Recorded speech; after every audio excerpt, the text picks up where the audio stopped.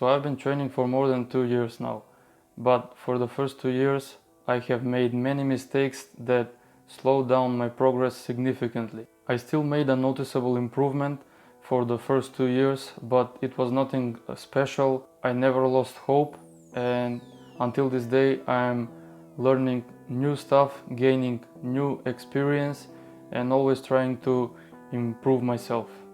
But nonetheless, if I had corrected these mistakes, which I will talk about in today's video, it's most likely that my progress would have been much better, and by now I would have been bigger and stronger.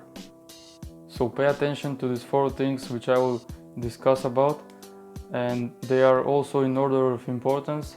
So with every new thing that I discuss about, it will be a bit more important than the previous one, at least in my experience. So stay tuned till the end of this video, and I hope that you will learn something and improve your own progress. The first thing that I will talk about is nutrition. Of course, nutrition is very important, but it's not, in my opinion, it's not the most important thing, because if your training is not on a level which you find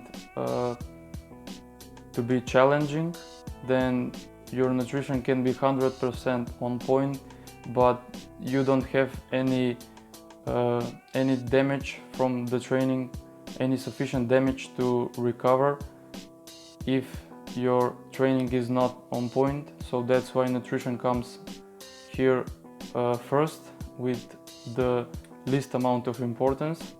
The main things which I did wrong in terms of nutrition was, first of all, I was eating too clean.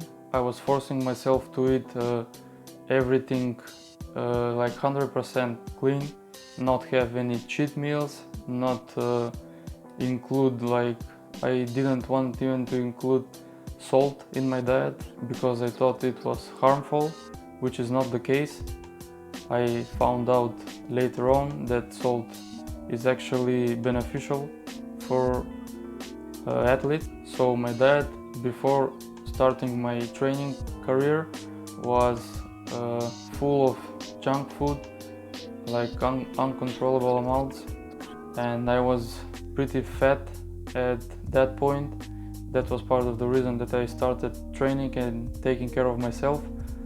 But talking about the nutrition part, I started to clean it up even before I got into training. I still was eating some junk food, but when I started training and I started to take things more seriously, I restricted all the junk food and I was only eating clean, thinking that it was a sustainable way.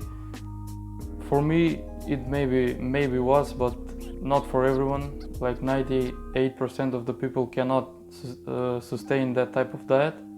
We all want to enjoy sometimes. The problem was that I was restricting myself too much, and I was also not consuming enough calories and enough protein. So a typical meal of the time when I started to train was maybe a can of tuna and a slice or two of bread, and that was it.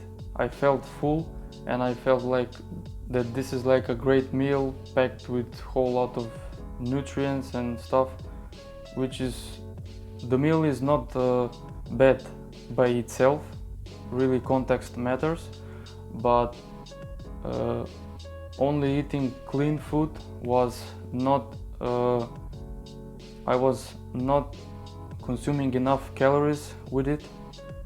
I could have consumed more calories even just by eating clean food, but I just did not know how many calories I should have consumed. For example, for building muscle, I did not know anything about a calorie surplus, and also I did not consume enough protein. I wasn't meeting the average recommendation of 2 grams per kilogram of body weight of protein per day, and that was mainly it. I was uh, overcomplicating with that stuff, with my nutrition, always thinking that I need to eat healthy, which if you can sustain it and if you like that type of eating, then sure, go ahead and just eat healthy, but you won't do any damage to yourself if you occasionally eat some junk food just to enjoy yourself and maybe have some fun times. The second thing was that I was overcomplicating and obsessing over not really important stuff.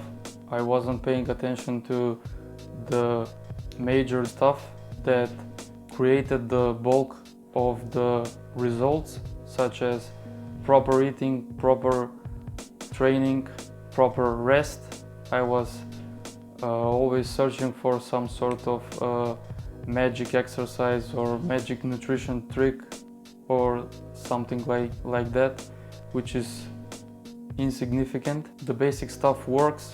Get enough calories, enough protein, carbs, fats, train hard, train honest, rest enough, and you have done the majority of work, and the rest is just minor details.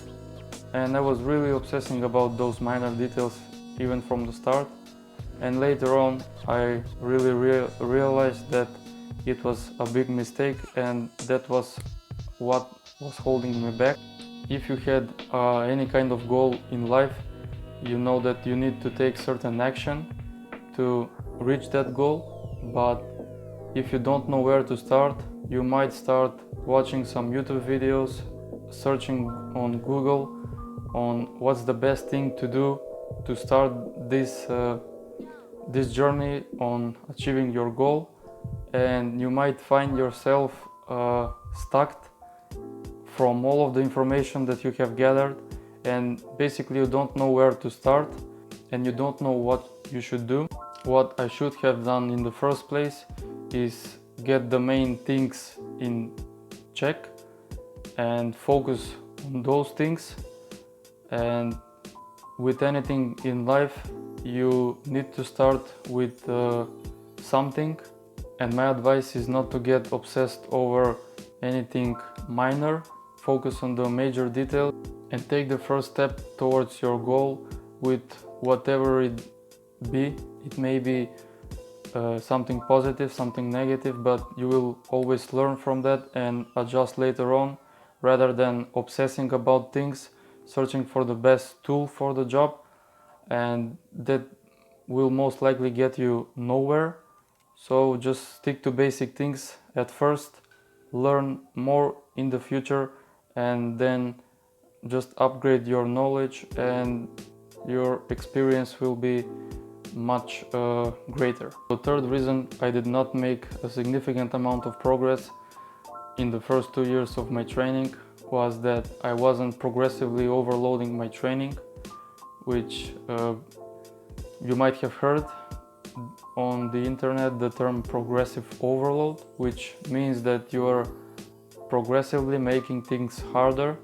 So for example, in calisthenics, you can make the exercise harder by changing the lever, switching to a more challenging progression by forcing one arm to work more than the other, so unilateral movements. In bodybuilding, you know, you just the main way of applying progressive overload is by adding more weight.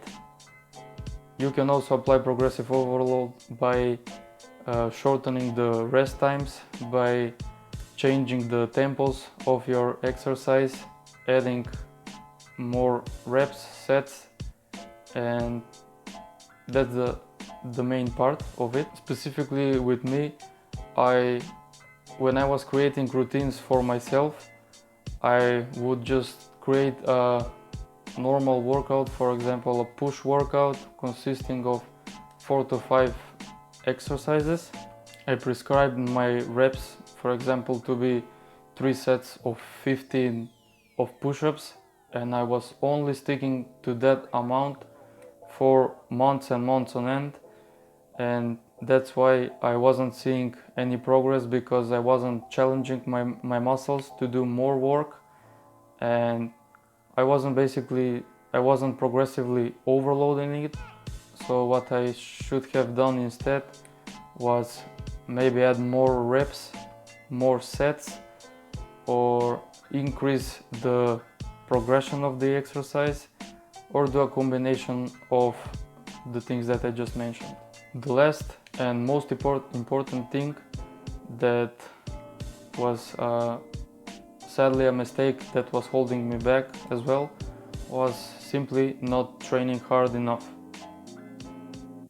This is also a thing that you might have heard on the internet, but it's very important if you want to get the best and optimal results from your training, because as a beginner you might think that you are challenging yourself enough, which honestly for a beginner almost any routine works, and even with the least amount of intensity you can make some decent gains.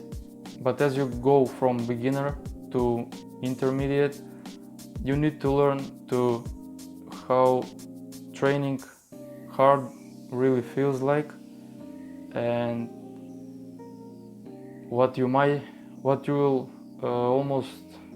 I'm almost 99% sure that you will find this to be the case, which is that you might think that you're training very hard, and might think that you're close to failure or even to failure at times. But I advise you to do a week of the hardest training you can possibly do, and go at least to failure on the first sets of an exercise to really see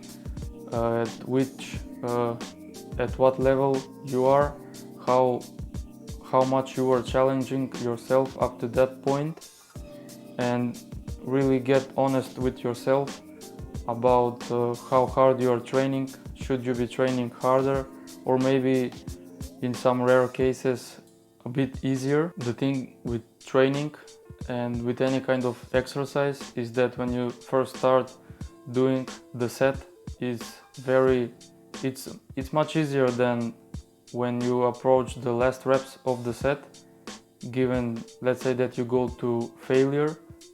And what you should do with your training is you need to get comfortable being uncomfortable, and that's where the most of the results will come. And I'm not saying that training to failure always is a good idea, which is not. It also creates a lot of fatigue, but as I have already mentioned, I advise you to do a week of hard training, really see what your borders are, and then you can work from 3 to 0 reps in reserve and get more results from your training. So I didn't just make the mistake of not training hard enough, but I also made the mistake of training hard, very hard, at 0 reps in reserve, all the way to technical failure for weeks and months. And I also didn't see much improvement that time, because the body is almost that whole time is in a fatigue state, and it cannot create sufficient results even with sufficient sleep, rest and nutrition.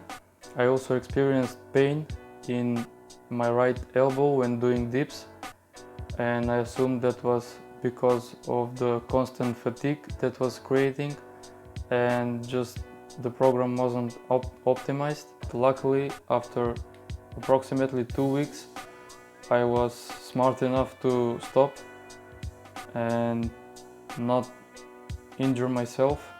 I should have stopped right away when I experienced the pain, but luckily nothing happened. The way I train right now for the past 2 months is I start my mesocycles with lower intensity at around 3 reps in reserve and with lower volumes as well. As the weeks go by and I go towards the last week of the mesocycle, the intensities climb up and also the volumes increase. So at the start I was thinking that my 10 reps in reserve were actually 3 reps in reserve, but at the end of the mesocycle I realized how much I had more in me, and that helped me get honest with my training. And for the next mesocycle I had more experience. I will go in even harder and possibly start making the best results so far. So that was it for this video. Let me know if you learned something new from this, if you have made these mistakes in the past, and are you still maybe making them? Did I teach you something new? And that was basically it. Make sure to subscribe and leave a thumbs up. See you in the next video.